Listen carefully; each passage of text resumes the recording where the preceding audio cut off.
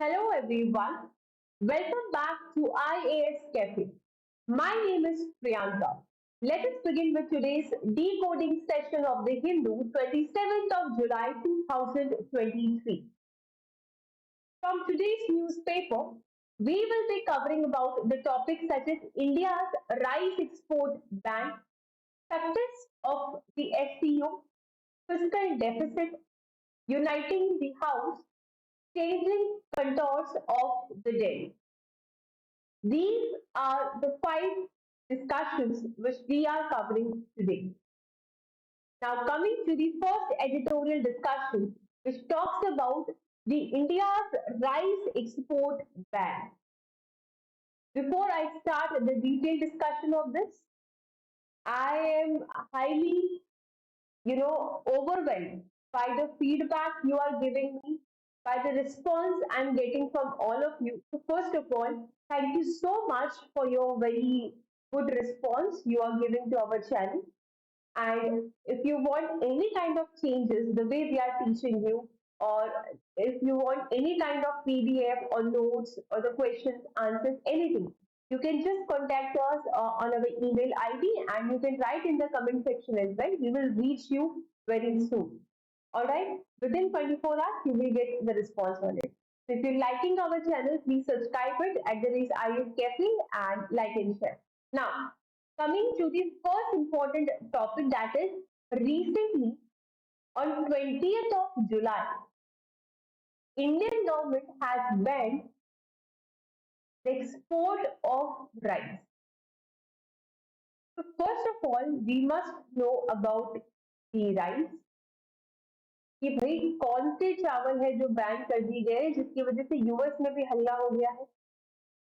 Second, ये जो rice ban हुआ है उसके लिए जो रीजंस है वो हमारी सरकार ने क्या रीजंस दिए, ठीक है। अगर वो सरकार ने रीजंस दिए हैं तो तीसरी कंडीशन कि कौन सी कंडीशंस है, what are the geographical conditions which are required for the production of the rice, ठीक है। Now we will see certain data related to it and we will see about the producers and the exporters of the rice और कौन सी countries है जहां पे इसका बहुत ही ज्यादा जो फर्क है वो पड़ेगा because India has banned the rice. तो this could be in short the chronology कि हम इस पूरे जो चैप्टर है उसको हम कैसे करने वाले हैं या फिर इस पूरे टॉपिक को कैसे डिस्कस करने वाले हैं। सबसे पहली बात, इंडिया ने जो राइस बैन किया वो बासमती राइस को बैन नहीं किया है, please note it. They have banned the non basmati white rice. जो एक तो होता है आप बासमती राइस खाते हो which is a high quality rice, ठीक है। तो we are not talking about the ban of basmati rice. जो लोकल आपके पास जो व्हाइट राइस होते हैं जो कि नॉन बासमती होता है उसको भी इंडिया की जो सरकार है उन्होंने बैन किया है, ठीक है। रीजन क्या दे रही है इंडिया की सरकार की अभी जो क्लाइमेटिक कंडीशंस हो रही है जिसमें एल नीनो का जो इफेक्ट है वो भी आपको देखने को मिला है और ये जो रशिया यूक्रेन इफेक्ट है इसकी वजह से काफी जो राइस की जो प्राइसेस हैं या फिर इन टोटल फूड में जो इन्फ्लेशन है या फिर क्लाइमेट कंडीशन की वजह से जो राइस की जो एग्रीकल्चर पे फर्क है, तो ये सब फैक्टर्स को देखते हुए हमारी इंडिया की जो खुद की पॉपुलेशन है उसको इसकी कमी ना हो जाए इसलिए या फिर इंडिया की पॉपुलेशन को इसके जो प्राइसेस है वो ज्यादा ना देना पड़े, ये रीजन सरकार ने दिया है और बोला है कि एट प्रेजेंट हम कर रहे हैं इसके एक्सपोर्ट पे बैन कर रहे हैं। We are thinking for our own population. अब यहाँ पे चाइना और इंडिया से क्या लेना देना है, who is the largest producer of the rice. देखो यहाँ पे आप क्या करोगे, एक चाइना के कंटेक्स्ट में बात करेंगे और एक इंडिया के कंटेक्स्ट में बात करेंगे, ठीक है। दोनों ही कंट्रीज में राइस का जो प्रोडक्शन होता है वो अच्छे खासे लेवल पे होता है, ठीक है। और दोनों ही क्या करते हैं, क्या एक्सपोर्ट करते हैं। तो यहाँ पे आप ध्यान से सुनेंगे, चाइना सबसे ज्यादा राइस का प्रोडक्शन करता है लेकिन ये एक्सपोर्ट सबसे ज्यादा नहीं करता क्योंकि इनकी जो पॉपुलेशन है वो खुद ही राइस का कंजम्पशन बहुत ज्यादा कर लेती है, यानी कि जितना ये लोग प्रोडक्शन करते हैं उतना ही इनकी कंट्री में यूज हो जाता है। तो बची कुछ ही कंट्री कौन सी हुई अब अपनी इंडिया। इंडिया का जो इफेक्ट है, इसीलिए इंडिया की ये जो न्यूज है बहुत ही ज्यादा लाइमलाइट में आ गई कि इंडिया ने अगर राइस का बैन कर दिया है तो इसका इफेक्ट बहुत सारी कंट्रीज पे पड़ेगा जो इंडिया पे डिपेंड है to purchase the rice. But जब सरकार कह रही है कि क्लाइमेटिक कंडीशन चेंज है, क्लाइमेट चेंज की वजह से, एल नीनो के इफेक्ट की वजह से, कहीं रशिया यूक्रेन की वजह से जो है हमने इसको बैन किया है, तो कहीं ना कहीं हमको इतना तो पता होना चाहिए कि कौन सी कंडीशन है जो फेवरेबल है for the cultivation of the rice. ठीक है, तो पहली बात तो इंडिया में आपके पास बहुत सारी वाइड रेंज ऑफ वैरायटीज है, या फिर अलग अलग हाइट एल्टीट्यूड पे हम राइस का कल्टीवेशन देखते हैं। तो मोस्ट एवरेज कंडीशन है, इसको हॉट और ह्यूमिड क्लाइमेट की जरूरत पड़ती है। ठीक है, with N extended period of sunshine and water supply. तो सबसे पहले आपने देखा होगा महाराष्ट्र में चावल की खेती होती है। ठीक है, मतलब और भी जगह होती है, साउथ में भी होती है, but I can take the example of Maharashtra as of now. ठीक है, तो यहाँ पे क्या होता है कि इसको इंटेंसिव पानी बहुत चाहिए होता है राइस की कल्टीवेशन। ओके, तो यानी कि इसको बहुत ज्यादा वाटर सप्लाई चाहिए होता है, सनशाइन चाहिए होती है, हॉट और ह्यूमिड क्लाइमेट चाहिए होता है। So the growth pattern and the yield of rice crops are all significantly influenced by temperature. तो ये सारे के सारे फैक्टर्स, जिसकी ग्रोथ फैक्टर्स है वो किस पर डिपेंड करता है, टेम्परेचर पे। और टेम्परेचर का तो पूरा खेल डिपेंड रखा अभी, है ना। अगर मैं बात करूं टेम्परेचर की जिसपे ये पूरा डिपेंड कर रहा है, तो इसका तो पूरा खेल ही बिगड़ रखा है। क्यों? क्लाइमेट चेंज की वजह से। इसको कितना टेम्परेचर चाहिए होता है, 21 से 37 degree Celsius. Along with it कितनी बारिश चाहिए, 150 से 300 सेंटीमीटर की इसको बारिश चाहिए। तो these are the favourable conditions जिसकी वजह से राइस का कल्टीवेशन इजीली हो सकता है।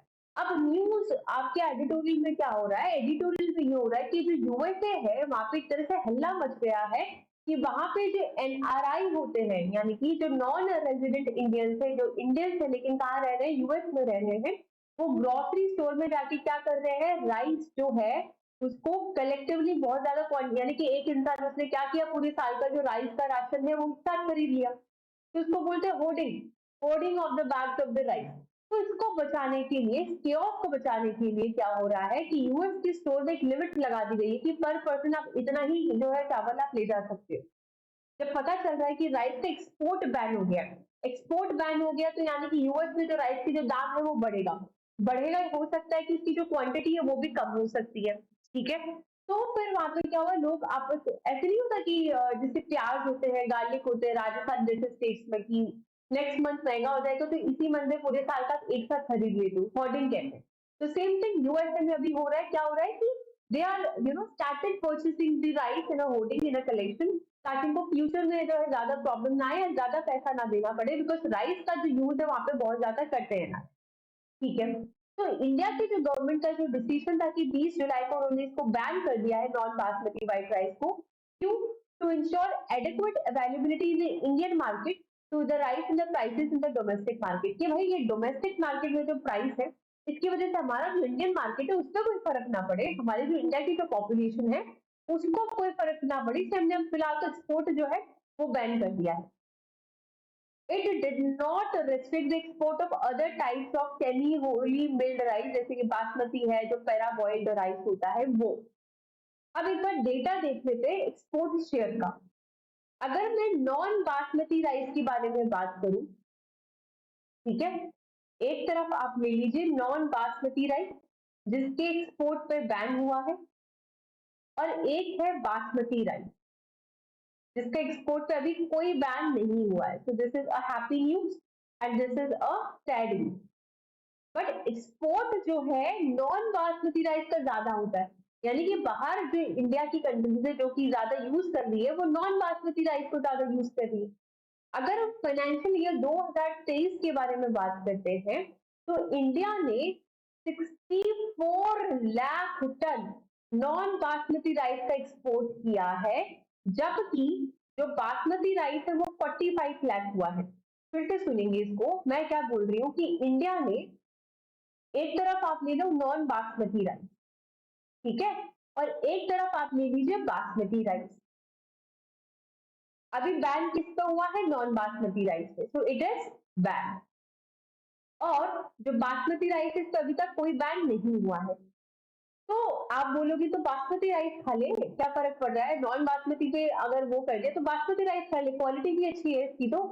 लेकिन असल में बाहर की कंट्रीज में जो आपके पास एक्सपोर्ट हो रहा है वो नॉन बासमती राइस का ज्यादा हो रहा है। कितना? अभी अगर फाइनेंशियल ईयर 2023 के बारे में बात करूं तो जो नॉन बासमती राइस है वो तो है 64 लाख का डेटा आता है, और ये जो बासमती राइस है वो 44 लाख टन, दोनों टन में है, इतना इसका एक्सपोर्ट हुआ है। तो जो सबसे, और इन दोनों के को अगर आप हटा दो तो सबसे ज्यादा जो एक्सपोर्ट हुआ है वो है parboiled rice, parboiled rice 78 lakh tonne. Now, ये जो non basmati white rice है which formed over a quarter has been taken off the market. तो अब देखो तीन कैटेगरी की आपका राइटर बोल रहा है कि सबसे ज्यादा जो एक्सपोर्ट होता है वो है आपके पास पैराबॉइल्ड राइस, पैराबॉइल्ड के बाद में जो होता है एक्सपोर्ट वो है आपके पास नॉन बासमती राइस, और जो नॉन बासमती है उसके बाद आपके पास होता है एक्सपोर्ट किसका, बासमती राइस का। डेटा देखिए 2023 का फाइनेंशियल ईयर का, तो ये हो जाएगा 78 लाख टन, ये हो जाएगा आपके पास 64 लाख टन, और ये हो जाएगा आपके पास 45 लाख जो टन है वो हो जाएगा। तो इस चीज को हटा दिया गया, यानी कि इस चीज को आपके पास बैन कर दिया गया है। तो कम से कम 140 कंट्री जो कि इंडिया पर डिपेंडेंट है नॉन बासमती राइस पे, उसके तरफ फर्क पड़ेगा। और वो कंट्री जिसमें सबसे ज्यादा फर्क पड़ती है वो अपने आसपास की कंट्रीज है, ठीक है। They are our neighbouring countries, जैसे कि नेपाल हो गया, बांग्लादेश हो गया, इधर से African countries of Madagascar, Benin, Ivory Coast, ये भी अफ्रीका में है। आसियान कंट्रीज जो है मलेशिया, वियतनाम, बिकॉज यहाँ पे जो राइस है वो अच्छा खासा ये लोग खाने में यूज करते हैं। बट अब बात कर रहा है राइटर की यूएस में इतना हल्ला क्यों है भाई, क्योंकि यूएस अगर हम बात करें, अगर मैं बात करूं कि वो कंट्री जो कि इंडिया पे डिपेंडेंट है फॉर द राइस परचेसिंग, उन कंट्रीज के लिस्ट में यूएस का नंबर 34 में आता है। बाकी कंट्रीज में इतना हल्ला नहीं है, यूएसए में हल्ला है, जबकि यूएसए तो 34 नंबर पे है राइस खरीदने के लिए मामले में इंडिया में। और इंडिया, देखो यहाँ पे देखो, USA is rank 34th on the list with just over 27,000 tons of average import per year, जबकि नेपाल देखे तो यूएस के कंपेयर में ज्यादा ले रहा है, इंडिया से 4.5 लाख टन ले रहा है, ठीक है। 33 अदर कंट्रीज है जो कि इम्पैक्ट हुई होगी, तो यूएस में इतना हल्ला बोल क्यों बच गया भाई, क्यों इतना वो हो रहा है? इसका रीजन ये हो सकता है कि कहीं ना कहीं यूएसए में जो इंडिया की जो ब्रांड है, यानी इंडियन ब्रांड का जो प्राइस है उसकी वैल्यू वहां पे ज्यादा है, उसके लिए अलग, जैसे इंडिया में नहीं है क्या आशीर्वाद आटा ही अच्छा है, बाकी तो ट्रस्ट नहीं है, आशीर्वाद है तो ये है, लाइक कुछ ब्रांड ऐसी होती है कि उसके ब्रांड से आप उस प्रोडक्ट को जानते हैं। जैसे टूथपेस्ट ले लो आप अगर कोई लोकल एरिया में जाओगे, लोकल क्या अर्बन एरिया में भी चले जाओ, 80% जनता टूथपेस्ट से कोलगेट ही बोलेगी कि कोलगेट है क्या, कोलगेट है क्या, मतलब उन्होंने उस ब्रांड कोलगेट को एज अ टूथपेस्ट प्रोडक्ट ही मान लिया है, ठीक है। सिमिलरली वहां पे यूएस में क्या हो रहा है, इंडियन ब्रांड की जो राइस की जो वो है वैल्यू जो है वो काफी ज्यादा है। तो US which bought over 2 lakh tonnes of such rice from India per year in the period, उसका नंबर है 11। Here too, the US dependencies on India for this rice is 20% compared to the 99% of Nepal. In fact जो dependency है वो 50% है 23 countries में as compare to the US.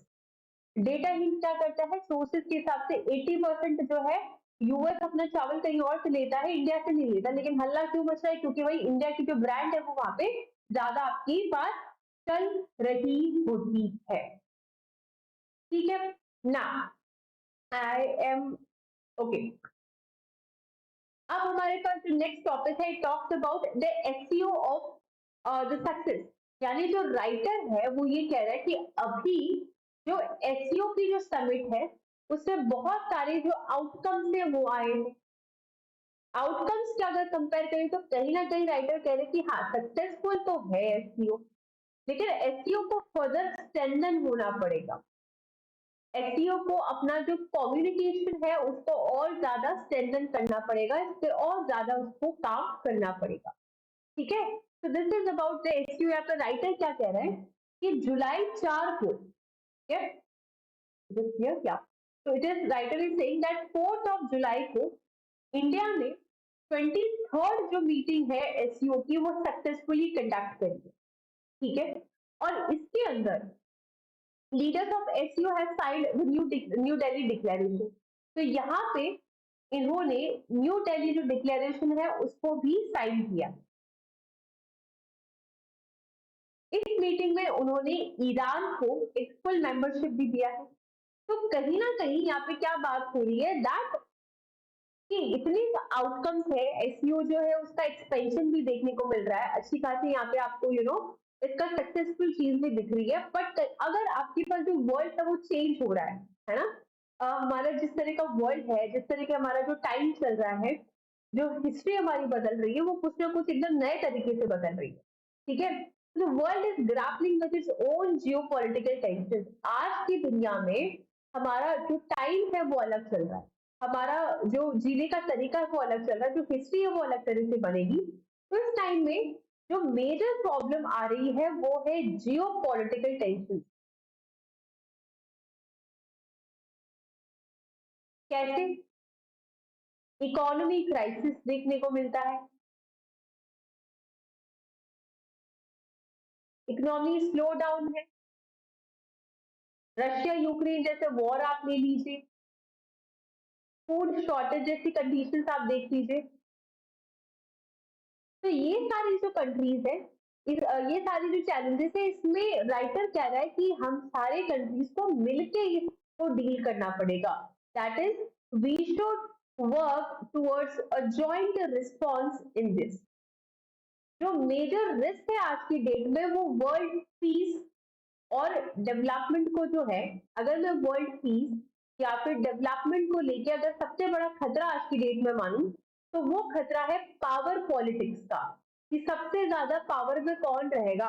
Russia कहता है मैं रहूंगा, यूएस कहता है मैं रहूंगा, चाइना कह रहा है मैं, इंडिया भी कहीं ना कहीं आ रहा है। तो ये जो पावर पॉलिटिक्स के लिए सब आपस में झगड़ रहे हैं, इससे ज्यादा खतरा है आज के लिए वर्ल्ड पीस को या फिर डेवलपमेंट को। और राइटर चाहता है कि सब मिलके इसको, ये जो चैलेंजेस इसको डील करें, ना कि पावर पॉलिटिक्स में बर्बाद हो जाए, ठीक है। किस किस से खतरा बता रहा है ये? Technology, power, economic coercion. But ये क्या कह रहे हैं, ये तो चैलेंजेस है, क्वेश्चन क्या है अभी भी हमारे पास कि यूनिटी पॉसिबल है या नहीं है। अगर इसकी हिस्ट्री देखी जाए एससीओ की, तो ओवर द इयर्स एससीओ जो है, ठीक है, ओवर द इयर्स एससीओ ने हमेशा ये कमिट किया है कि we will have a shared future towards the mankind, firmly supporting each other in upholding your core interest। आपकी जो डेवलपमेंटल स्ट्रेटजीज होगी नेशनल की, और जो मेंबर नेशन है they have always carried the good relations with the neighbors as well, the partnership featuring as well। So the SU has been a guardian of and contributed to the regional peace and stability prosperity। So these achievements manifest a common aspirations। तो यहाँ पे अगर ये जो, अगर हम achievements को देखते हैं, इन सब अचीवमेंट्स के बारे में अगर हम देखते हैं, तो they have manifest a common aspiration of all the countries, जिसमें राइटर कह रहा है कि हम सबको पीस की तरफ जाना पड़ेगा, डेवलपमेंट की तरफ जाना पड़ेगा, और एक विन विन की जो सिचुएशन उसकी तरफ जाना पड़ेगा। और ये तब होगा जब सारी कंट्रीज मिलकर आपस में काम करें। Now, coming to the next topic, it is talking about the uniting the house। देखो, हम सबको पता है कि पार्लियामेंट का मॉनसून सेशन स्टार्ट हो गया था 20th जुलाई को 2023, ठीक है। तो यहाँ पे क्या देखने को मिला कि जो मॉनसून सेशन है वो स्टार्ट हो गया। अब पार्लियामेंट की अगर हम बात करें तो पार्लियामेंट का हिस्सा होता है लोकसभा, राज्यसभा और प्रेसिडेंट। पार्लियामेंट की प्रोसीडिंग्स में ये लोकसभा राज्यसभा में क्या होते हैं, डिस्कशन होते हैं। और ये वो टाइम है, एक दुखद घटना का टाइम है भारत जैसी डेमोक्रेटिक कंट्री के लिए, जब मणिपुर में एक बहुत ही हिंसाजनक केस देखने को आया। एक वीडियो जो है वो वायरल हुई है जिसमें 2 वुमेन को नेकेड परेड करवाया जाता है कम से कम 100-200 लोगों द्वारा। और उनमें से एक महिला के साथ सामूहिक जो बलात्कार है वो भी किया जाता है।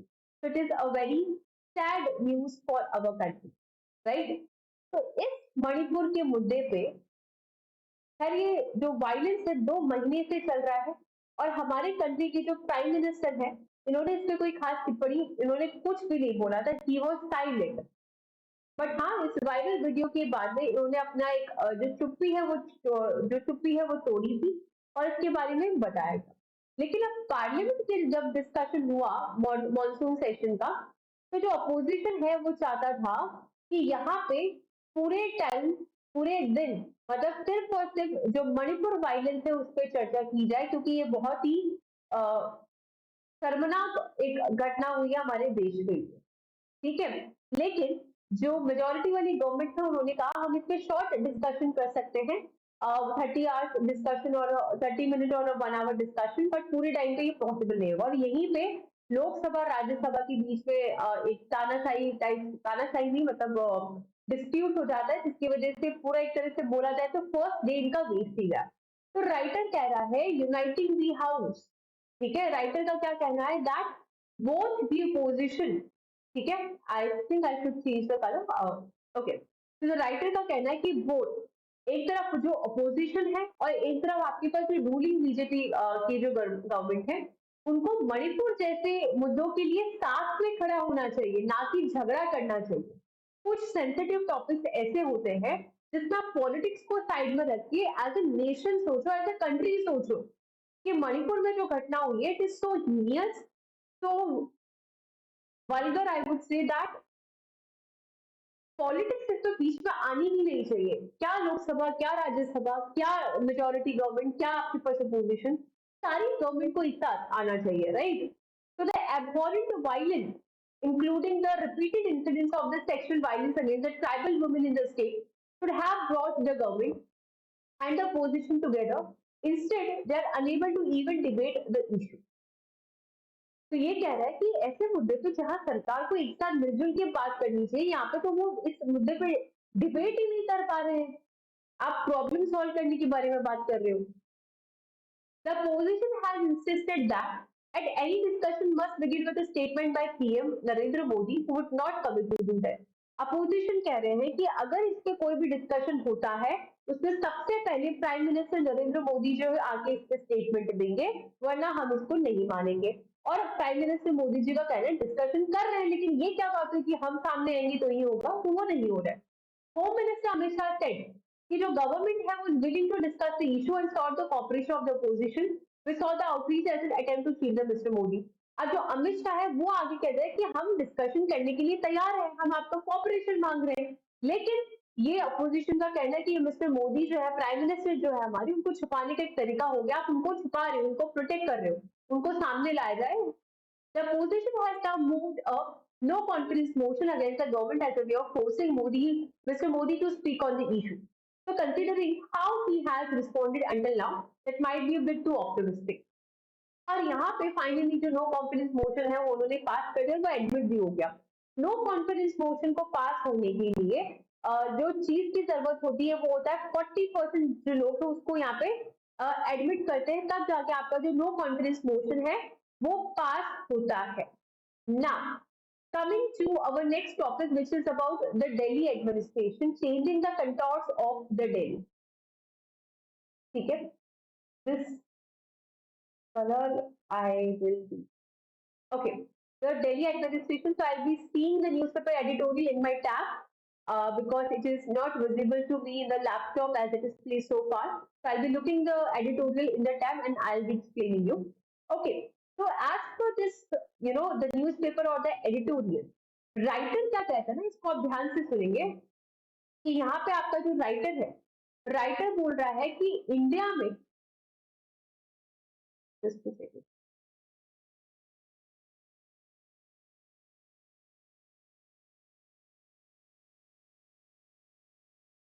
Okay, I think there was some problem.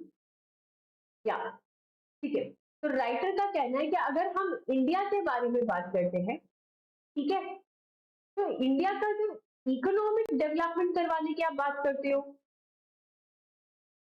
Growth के बारे में आप बात करते हो, या और भी कुछ प्लेनेटरी जो फाउंडेशन या चैलेंजेस होते हैं उसके बारे में अगर बात करते हो, तो ये चीज को करने के लिए आपके पास जो चैलेंजेस इस पर फोकस करना और भी ज्यादा सिग्निफिकेंट हो जाता है, इंपॉर्टेंट हो जाता है। ऐसा क्यों? क्यों ऐसा? बिकॉज इंडिया ने रिसेंटली चाइना को सरपास कर दिया पॉपुलेशन के केस में, यानी हमारी जो पॉपुलेशन है वो बढ़ गई है। और इंडिया के अगर हम दिल्ली सिटी के बारे में बात करते हैं, तो 2028 तक ऐसा माना जा रहा है कि जो दिल्ली है वो टोक्यो को सरपास कर देगी। टोक्यो किसके लिए फेमस है? As the most popular urban agglomeration city.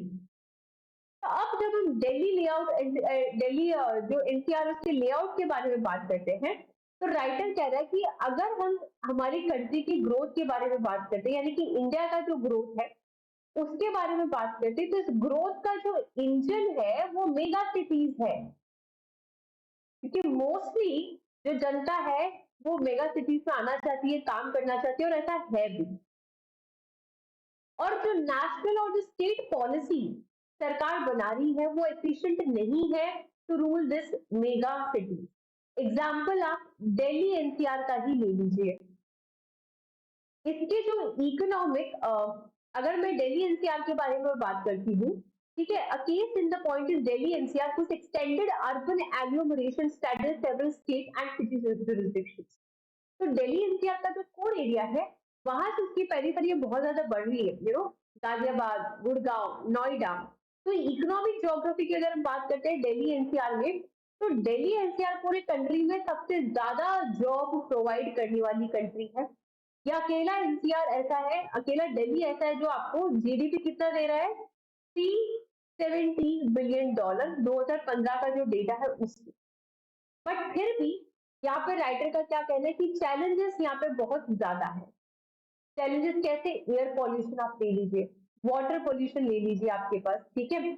और लेट्स टॉक ओवर हियर कि चैलेंजेस क्या हो सकते हैं दिल्ली को लेके। Here you will see the air pollution, जैसे ठंड आने वाली होती है ना सितंबर के बाद में, यू विल रातों रात आपको ऐसा लगेगा कि ये क्या हो गया, मतलब आपको सांस नहीं आ रही होगी वहां पे, बिकॉज वहां पे कहीं ना कहीं पंजाब साइड में जो राइस की जो कल्टीवेशन का जो वेस्ट प्रोडक्ट होता है उसको जलाया जाता है।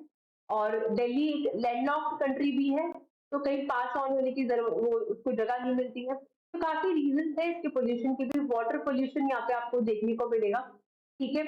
पुअर जो रहने की कंडीशन है, इंफ्रास्ट्रक्चर कॉस्ट जो है यहाँ पे आपको बहुत ही ज्यादा देखने की यहाँ पे मिलेगा।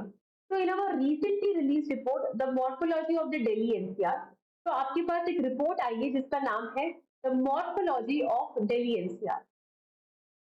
रिपोर्ट का नाम है morphology of the Delhi NCR. As per this report, the implications for planning study of sector wise evolution जो है वो दिल्ली का किया गया। देखो इन नटशेल मैं आपको बता देती हूँ, बिकॉज आज ये बहुत शॉर्ट में पीपीटी का जो पिक्चर है थोड़ा छोटा लग गया, it's not clear to me.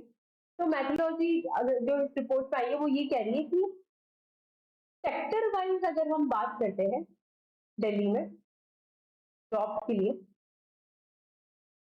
तो एक इनइक्वालिटी बढ़ा रहा है। Rich are becoming rich, the poor are becoming poor. जो ट्रेडिशनल कंपनीज है वो आज भी वहां पे और वो बढ़ भी रही है, डोमिनेंट भी है, लेकिन एम्प्लॉयमेंट देने में उनका जो रोल है वो बहुत ही। जबकि जो सेकेंडरी टर्शरी सेक्टर्स है दिल्ली में, वहां पे आपके पास जो एम्प्लॉयमेंट है वो बहुत ज्यादा यहाँ पे दिया जा रहा है। तो कहीं ना कहीं यहाँ पे सरकार की जो पॉलिसीज है उसको ठीक करने के बारे में बात करी जाएगी, और ये रिपोर्ट के थ्रू हम बात कर सकते हैं कि कौन कौन से सेक्टर्स में हमको यहाँ पे स्पेसिफिक फॉर्म में पॉलिसीज बनानी पड़ेगी, जो प्रोग्राम है वो बनाना पड़ेगा, ठीक है। So I hope this is absolutely clear to all of you. And आपके लिए एक होमवर्क है कि जो दिल्ली एनसीआर यहाँ पे मैं लिख रही हूँ वो क्या है। और कल के वीडियो में हमने जो दिल्ली है उसके एडमिनिस्ट्रेशन से रिलेटेड एक क्वेश्चन जो है वो किया था। सो आई